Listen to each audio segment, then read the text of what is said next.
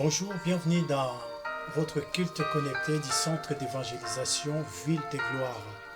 Mes bien-aimés, partout où vous êtes en train de nous suivre, nous vous bénissons au nom puissant de notre Seigneur Jésus-Christ.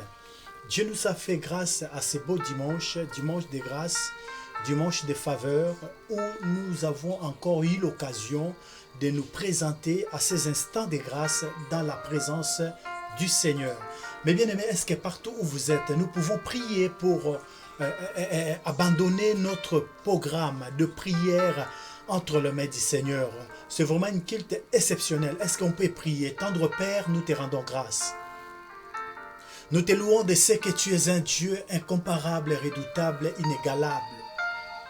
Toi qui nous cesses de nous faire du bien, Papa, et que tu nous as admis dans ta présence.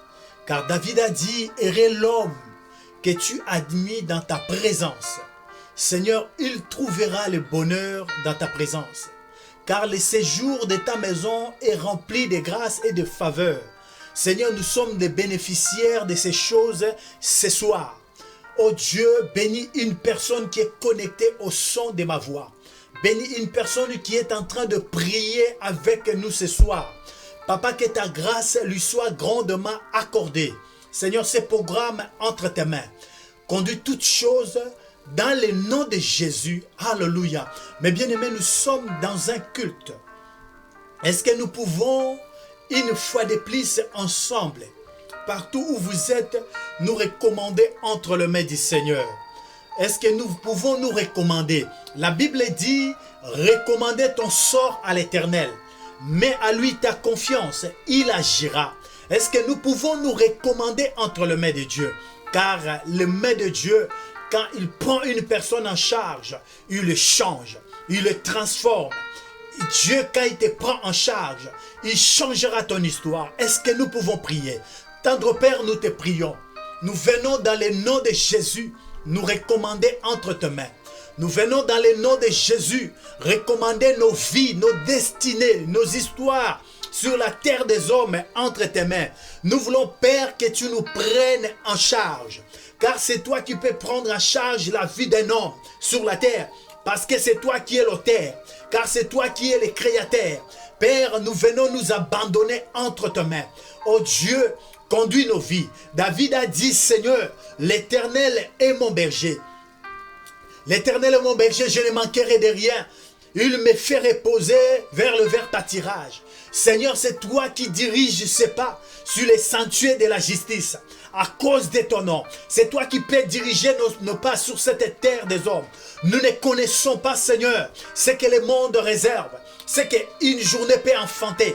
Mais papa, nous savons que lorsque toi tu nous conduis, nous sommes bien dirigés. Nous sommes bien guidés, papa, par ta grâce, par ta puissance et par ta présence. Merci, papa. Ne nous, Seigneur, pas seulement nous et nos familles. Nous venons nous recommander entre tes mains. Pas seulement nous et ton peuple. Nous venons nous recommander entre tes mains. Seigneur, nous et nos nations. Papa, nous venons nous recommander entre tes mains. Prends-nous en charge. Prends le contrôle, papa. Là où tu avais, Seigneur Dieu des armées, par la main mise, mets ta main. Et que ta main qui est puissante, qui est fort, puisse commander toutes choses dans le nom de Jésus. Puisse guider nos pas dans le nom de Jésus. Père, nous venons entre tes mains. Père, nous voulons, papa, la main qui a conduit Israël, Seigneur, pendant la nuit. Ils étaient sous les colonnes de nuée, sous les colonnes de feu. Pendant la journée, ils étaient guidés sur les colonnes de nuée. Ainsi, papa, cette bonne main avait pris en charge ce peuple d'Israël dans le désert. Papa, leurs chaussures n'a pas été usées, papa. Leurs vêtements n'a pas été, Seigneur des armées, détruits. Parce que toi, tu étais leur soutien. Tu étais leur guide dans le désert, papa. Ainsi, nous voulons, papa. Ainsi, nous avons besoin de ta présence. Ainsi, nous avons soif de toi, Dieu, guide parfait, maître de l'univers, patron par excellence, créateur incréé, fascinaire, modèle parfait, Dieu des armées, combattant des combattants, puissant, les stratèges des stratèges. C'est toi, mon Dieu. Je t'appelle ce soir. Viens guider nos pas. Viens guider les pas de l'église. Viens guider les pas de ton peuple. Viens guider les pas de nos familles. Dans le nom de Jésus. Alléluia. Mais bien-aimés, nous sommes en prière, en intercession. Est-ce que nous pouvons profiter de cette occasion pour demander à Dieu de nous remplir de sa présence, de nous revêtir de sa gloire, de nous remplir de sa grâce, de nous remplir de ses faveurs, de nous remplir, que la puissance de Dieu vienne sur nous. Que le Saint-Esprit vienne nous guider, que le Saint-Esprit vienne nous conduire, que le Saint-Esprit qui est le paraclet vienne prendre le contrôle de toutes choses dans nos vies, dans nos familles, dans le nom de Jésus de Nazareth. Prions l'Éternel. Papa, nous venons à toi dans le nom de Jésus. Nous demandons à ton Esprit Saint qui est le Maître, qui est le patron de toute génération, le patron de la création, Saint-Esprit de Dieu, nous venons à toi, parce que c'est toi qui peux guider les pas de l'homme. Oh, l'homme n'est pas le maître de ses pas, pour les guider tout seul sur la terre. Saint-Esprit, nous avons besoin de toi. Nous avons grandement besoin de toi. Voilà pourquoi nous t'appelons. Voilà pourquoi nous te désirons. Voilà pourquoi nous te cherchons. Saint-Esprit, toi le paraclet, toi le maître, toi le modèle. Dans le nom de Jésus, viens nous remplir, viens nous revêtir, viens nous conduire, viens nous diriger.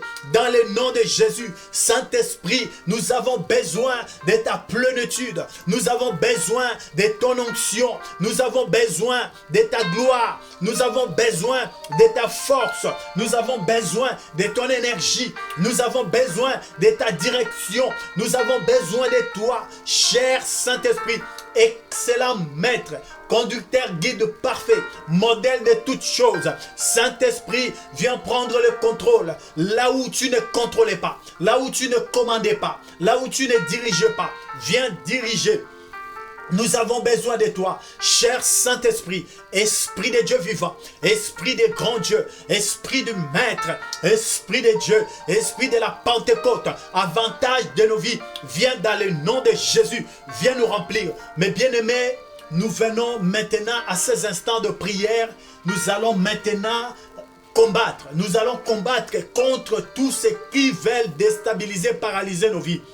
Pendant que nous vivons sur cette terre, l'ennemi n'a pas encore arrêté de faire des stratégies afin de déstabiliser, de paralyser, de détruire, de renverser la vie des hommes.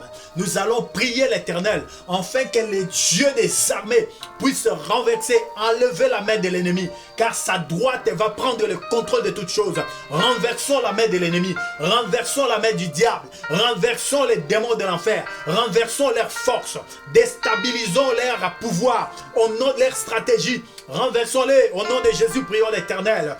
Père, je viens maintenant dans le nom de Jésus renverser toute forteresse, toute force de l'ennemi, toute réclamation, toute stratégie que l'ennemi a mise en place afin de déstabiliser, de paralyser nos projets, nos vies, nos destinées, nos enfants, nos femmes, nos entreprises, nos finances, nos destinées, au nom puissant de Jésus. Ce soir, Père, je viens dans le nom de Jésus déstabiliser le plan du diable, le plan des démons, le plan des sorciers, le plan des magiciens, le plan des féticheurs qui travaillent pour les comptes du diable afin de détruire, afin de déstabiliser, afin de paralyser, afin d'anéantir la vie des hommes, la vision des hommes, les rêves des hommes. Dans le nom de Jésus, je détruis le plan du diable, je détruis le plan des démons, je détruis le plan de l'enfer, je détruis les projets du diable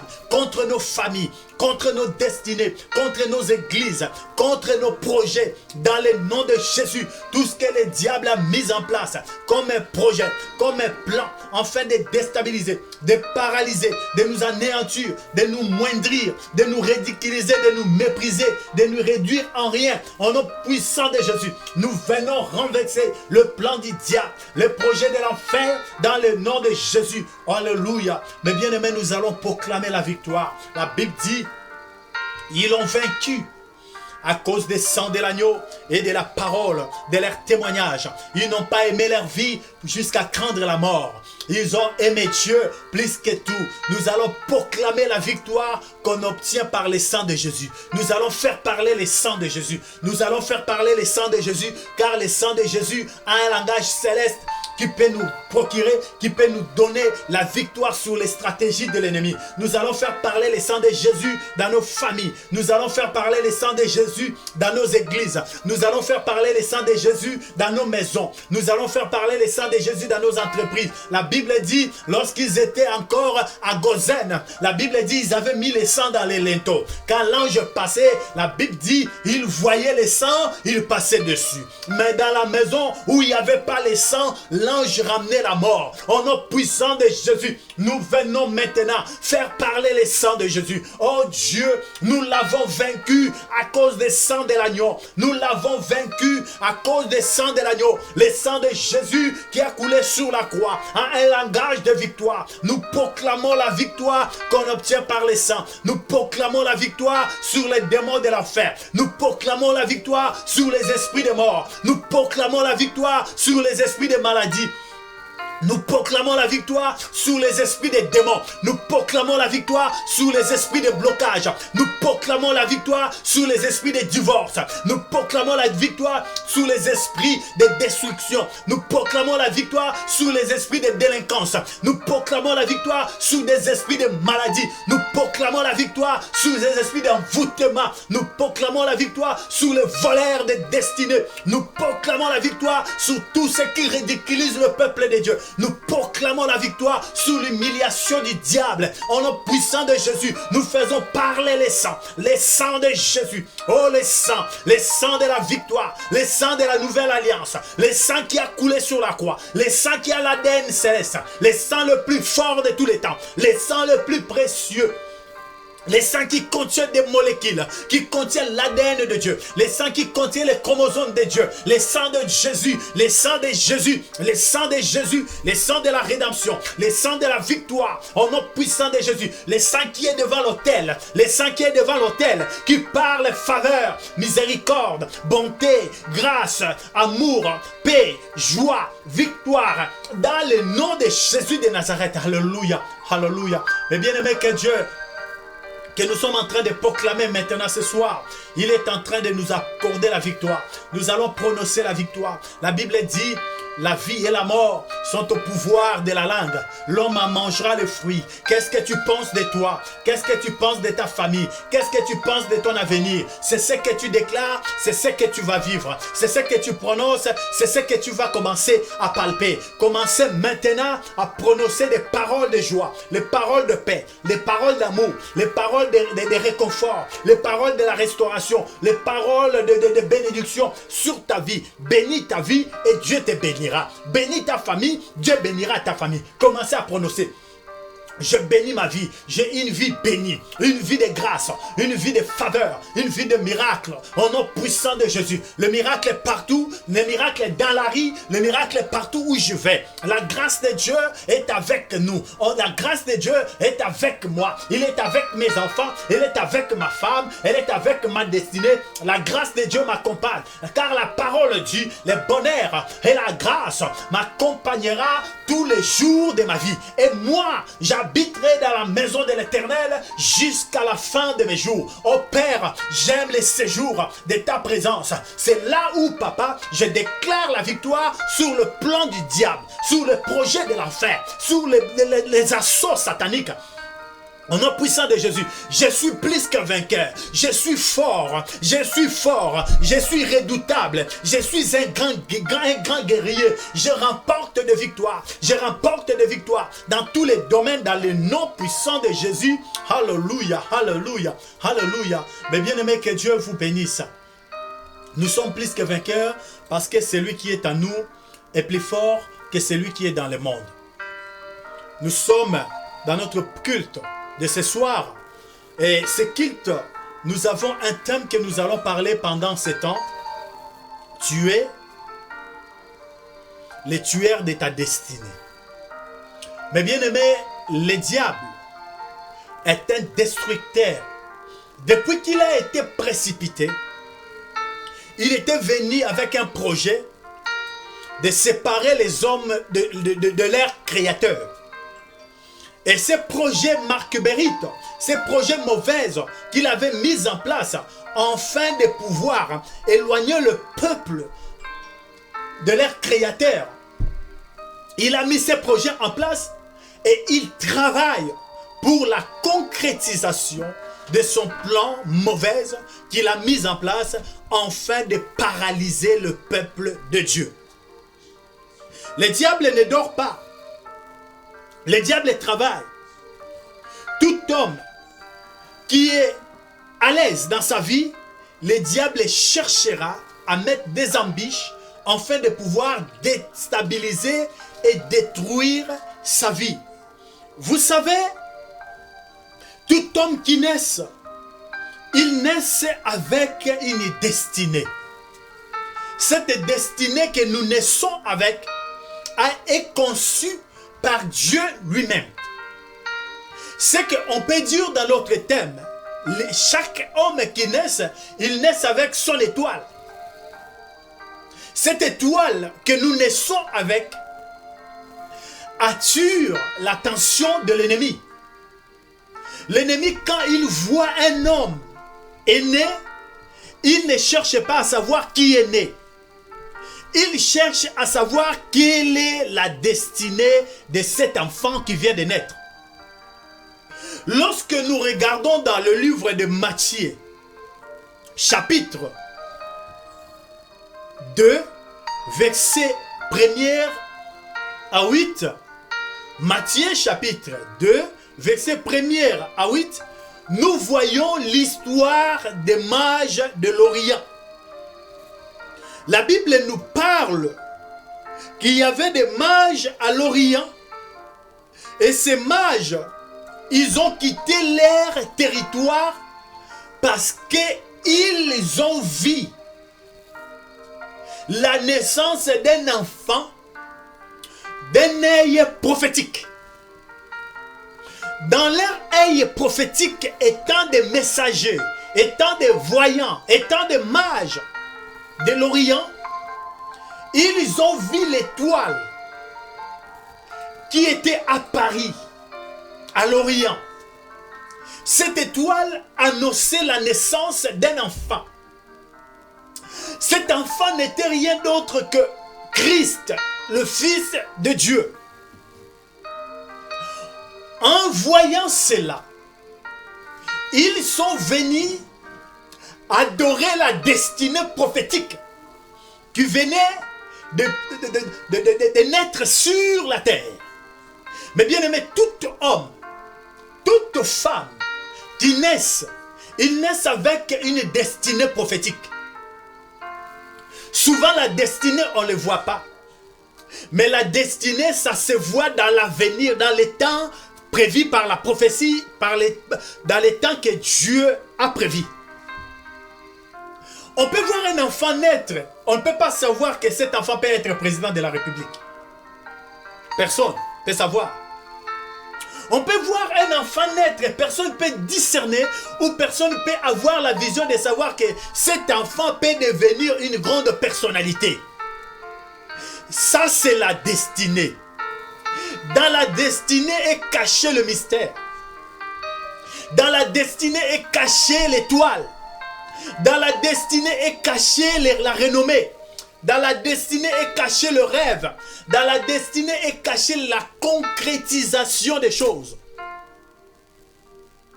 Cet enfant était né avec beaucoup de concrétisation. Cet enfant était né avec beaucoup d'accomplissements.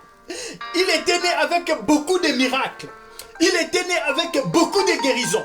Il était né avec, alléluia, cet enfant qui naissait. Qu'on voyait qu'un bébé venait de naître à Bethléem. Mais dans le contenu, dans la prophétie, dans la vie de cet enfant, il avait une grande destinée. Ça veut dire qu'il pouvait ouvrir les yeux des aveugles. Dans ce petit bébé qui venait de naître. Il pouvait guérir des malades. Et dans la destinée de cet enfant était garder la résurrection des morts.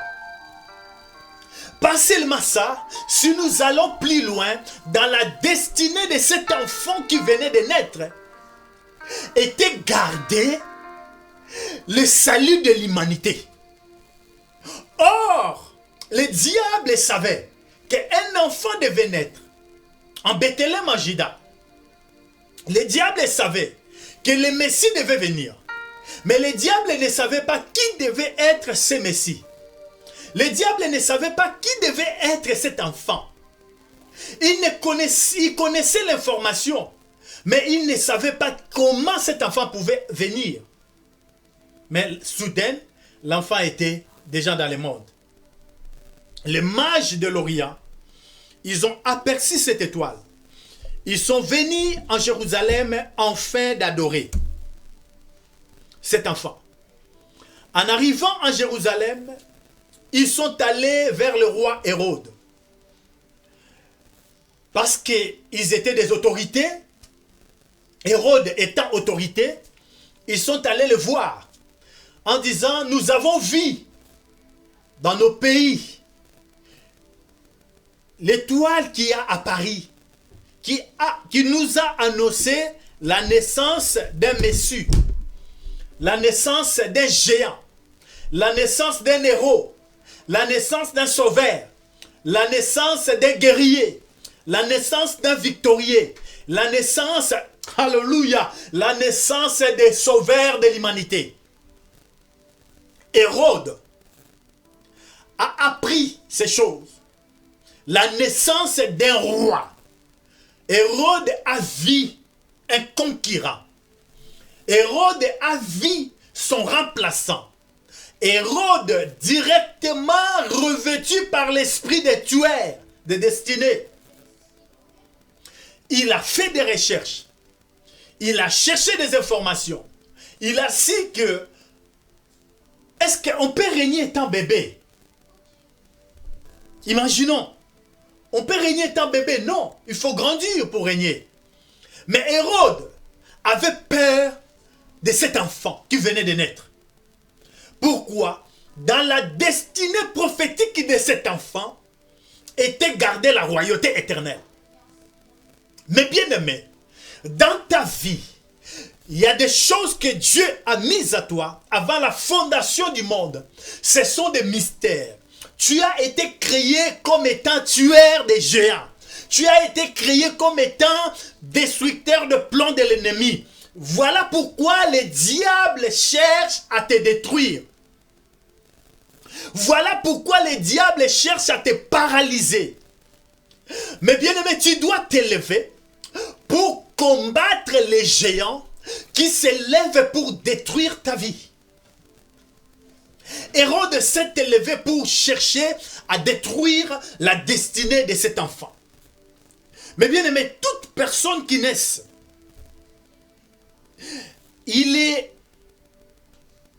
toute personne choisie par Dieu, dans sa vie, garde le mystère de salut des hommes. Dans sa vie, garde le mystère de la grandeur, de la royauté, de l'élévation. Maintenant, on peut naître dans une bonne famille. On peut être bien éduqué. On peut être bien élevé.